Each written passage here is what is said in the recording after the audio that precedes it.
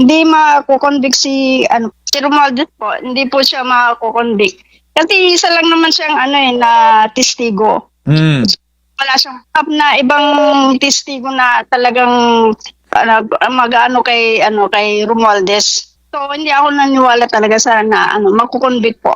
Kaibigan kong taga Davao, 10 years po kaming magkaibigan, pero dahil lang kay Duterte, inaway-away ako in public. Yan sa kanya. Yan lang sabi ko sa kanya, bahala na si Lord sa'yo. Kasi alam naman niya kung ano talagang nangyayari sa Pilipinas, kung sino ang totoong tugo ng Panginoon. Tama yung idea mo na ginawa yun ni Presidente para patunayan na wala siyang itinatago na lahat kung may kasalanan, kakasuhan niya.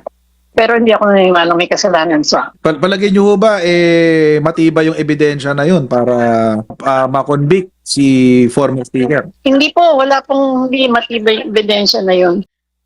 Hindi, para naman po kung malabo nang lumabas ni Utesa kasi parang tinago na ni Marcoleta. Tinago na ni Marcoleta yung tax. Opo.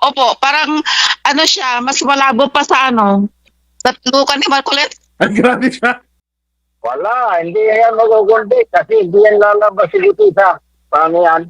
Hindi nga naman lang. Pag hindi lumabas si Gutesa, malabo nga naman makakonvict. Ano?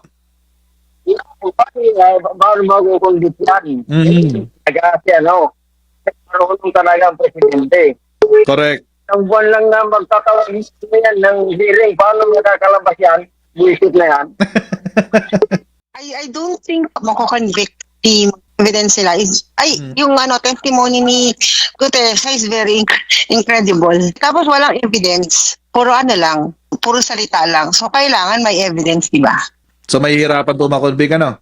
Apo, mahirapan. Po namin ng mommy ko dun sa dun sa topic nyo, coach. Hindi po mako-convict si former House Speaker kasi wala pong gravity yung testimony ni Sir Orly Gutierrez. Walang evidence and other testimonies na nagko-corroborate doon sa testimony niya. Shout out po kay Sir Orly Gutierrez. Sir, baka naman pwedeng ikaw na lang yung pambato natin sa physical isa next season. Ng 40 kilos. Ay, matindi.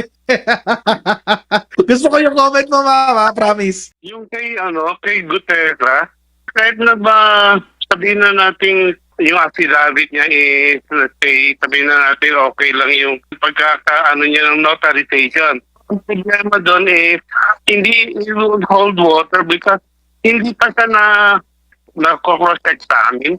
Right. Parang hearsay lang. So, walang ko-collaborate na evidence to make it more formidable.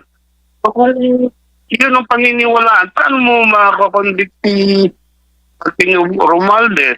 At saka, yung kay Boying Remulla naman, so dito kay Saldi ko, it's just right na mabigyan na ng punto yung political will ni Bongbong Marcos. Kasi, siya ang nagsiwalat, tapos sabi niya, siya magtatapos. So, I like that statement na sinabi niya.